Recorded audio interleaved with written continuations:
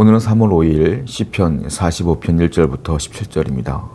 오늘 본문을 보게 되면 왕과 신부가 결혼하는 장면입니다. 이 결혼식에 대한 내용이 어찌 보면 교회를 상징하는 우리와 또한 신부를 상징하는 우리와 그리고 왕을 상징하는 예수님의 그 연합된 모습들을 연상시키고 있어요.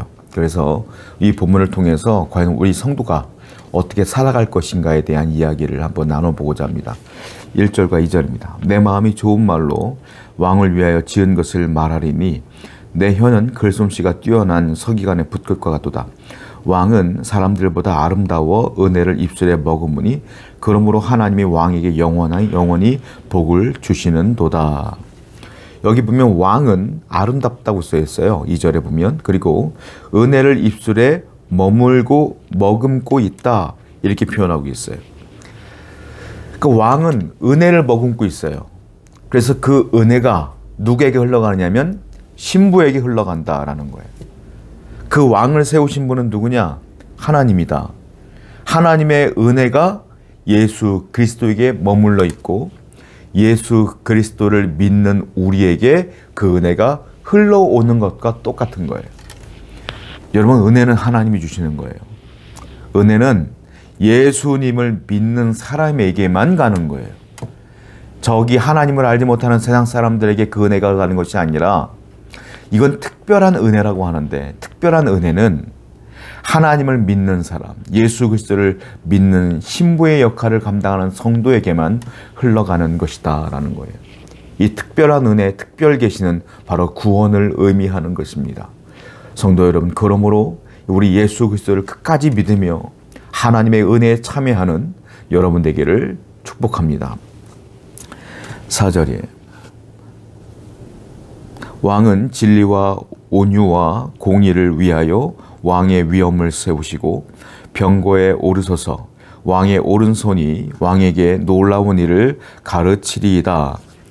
여기 보면 3절부터 보면 용사여 칼을 허리에 차고 왕의 영화 위엄을 입으소서라고 말하면서 왕을 굉장히 용감한 장군의 모습으로 표현하고 있고요.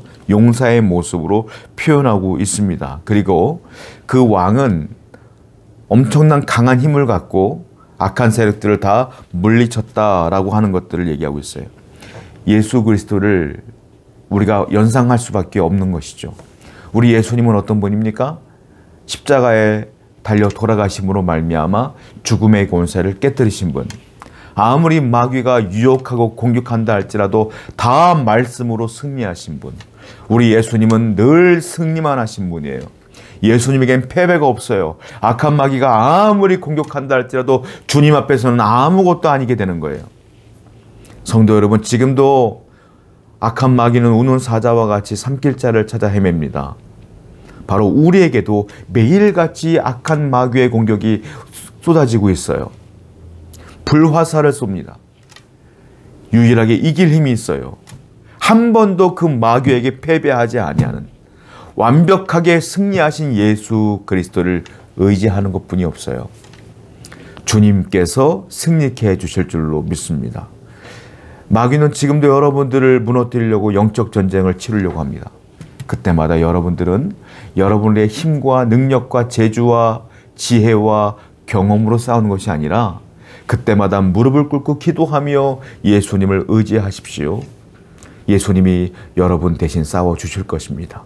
성령의 검으로, 말씀의 검으로 분명히 승리케 해주실 줄로 믿습니다.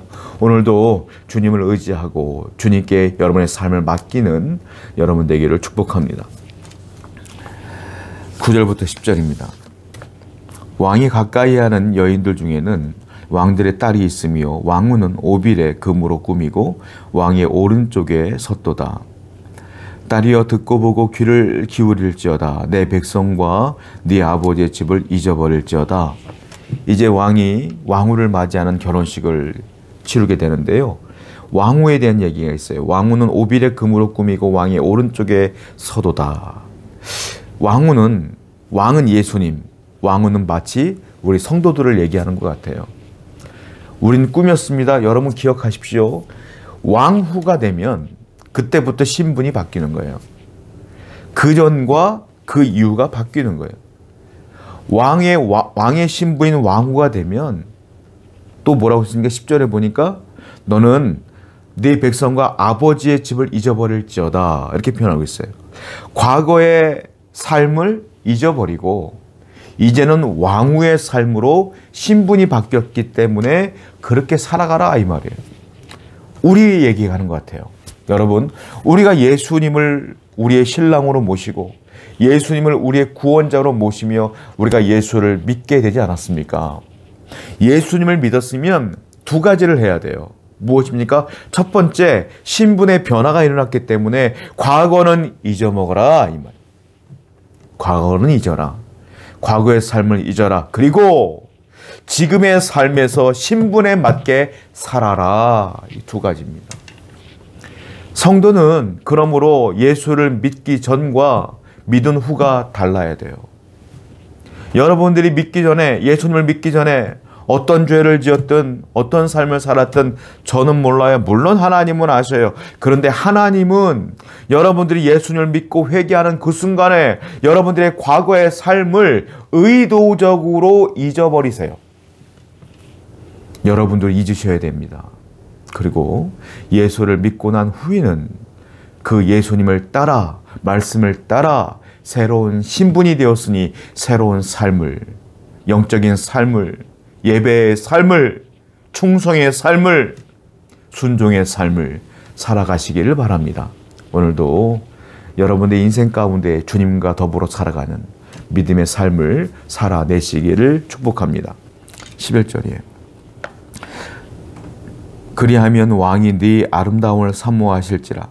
그는 네 주인이시니 너는 그를 경배할지어다. 왕이 신부를 사모하는 방법이 나와요. 신부가 왕에게 사랑받는 방법이 나온다는 것이죠. 뭐라고 했습니까? 앞에 부분과 연결되는 거예요. 너는 그를 경배하라. 그리고 과거의 삶을 잊어먹어라. 왕후의 삶을 살아라 라고 말하는 거예요. 자, 우리가 예수를 믿게 되면 그때부터 어떤 삶을 살아야 될까요? 신분에 맞는 삶을 살아야 돼요. 그 신분에 맞는 삶의 가장 중요한 게 뭐겠습니까? 순종의 삶이에요. 순종은 곧 하나님 말씀대로 사는 거예요. 왕이 기뻐하는 왕후는 누구냐면 왕의 말을 잘 들어주고 왕의 말을 잘 따라주는 왕후를 좋아한다. 그리고 그 왕후를 사랑한다라고 표현하고 있어요. 하나님 말씀에 순종하시기 바라요. 현세를 살아가는 우리에게는 현세 동안에는 하나님 말씀대로 순종하며 사는 것이 성도의 삶입니다. 오늘도 하나님 말씀에 순종하시고 하나님의 은혜 가운데 거하시는 여러분들을 축복합니다. 기도하겠습니다. 하나님 아버지, 예수님을 믿고 난 후와 믿기 전은 인생은 완전히 다릅니다. 그러므로 믿고 난 후의 삶은 바로 순종의 삶으로 연결되어야 될 줄로 믿사오니 우리의 삶 속에 순종의 마음과 그렇게 살아갈 힘을 더하여 주시옵소서. 예수님의 이름으로 기도드렸습니다. 아멘.